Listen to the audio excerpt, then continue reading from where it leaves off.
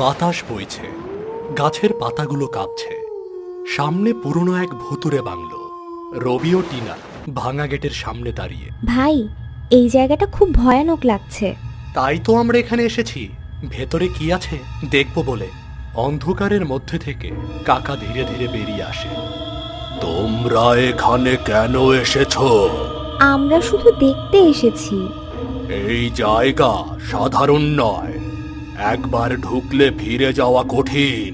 রবি পুরনো কাঠের দরজাটি ঠেলে খুলে ফেলে। দেখলে, কোনো ভূত নেই। কাকা একটি লণ্ঠন জ্বালায়। ভাই, কেমন যেন অস্বাভাবিক লাগছে।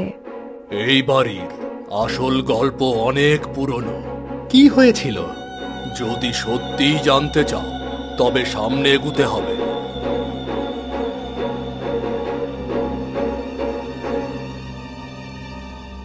ভাই, আমাদের ফিরে যাওয়া উচিত। আরে বাবা, একবার তো দেখি কি আছে ওখানে। আরে, এটা কিসের শব্দ? ও জেগে উঠেছে।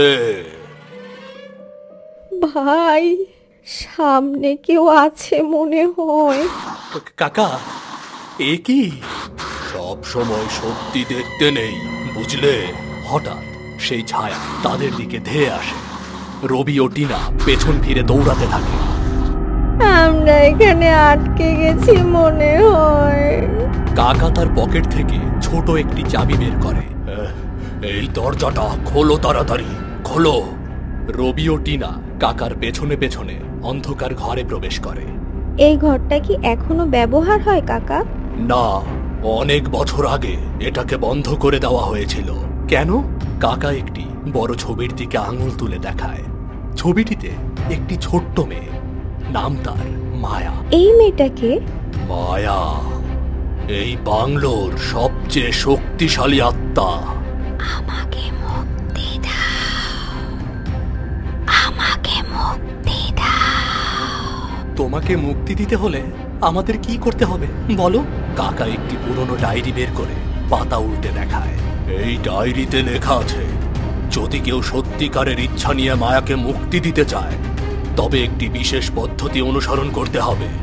কি সেই পদ্ধতি? এই বাংলোর এক গোপন জায়গা আছে, সেখানে গিয়ে যদি মায়ার নাম নিয়ে মুক্তির প্রার্থনা করা হয় তাহলেই তার আত্মা শান্তি পাবে।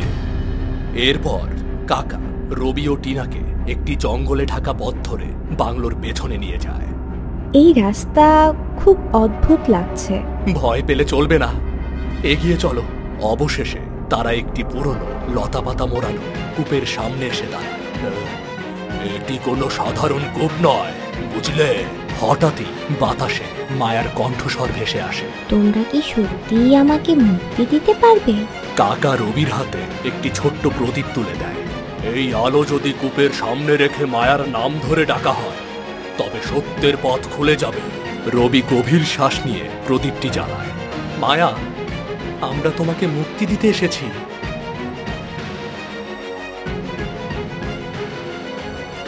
ভাই, এটা কাজ করছে মনে হয়। কূপের ভেতর থেকে ধীরে ধীরে মায়া উঠে আসে, তার মুখে একটা শান্ত হাসি। ধন্যবাদ তোমাদের, তোমরা ভালো থেকো। কিন্তু হঠাৎ ছায়া মানব তার পেছনে হাজির হয়। এটা শেষ নয়। এক মুহূর্তের মধ্যে সে ধীরে ধীরে কুয়াশায় মিশে যায়, চিরতরে হারিয়ে যায়। রবি, টিনা ও কাকা কূপের পাশে দাঁড়িয়ে আছে। বাংলোটি এখন শান্ত এবং উজ্জ্বল দেখাচ্ছে। ভাই, আমরা পেরেছি। হ্যাঁ, তোমরা এক অসাধারণ কাজ করেছ। রবি শেষবারের মতো বাংলোর দিকে তাকিয়ে মৃদু হাসে। চলো, এবার তাহলে বাড়ি ফেরা যাক। কাকা মাথা নেড়ে সম্মতি জানায়।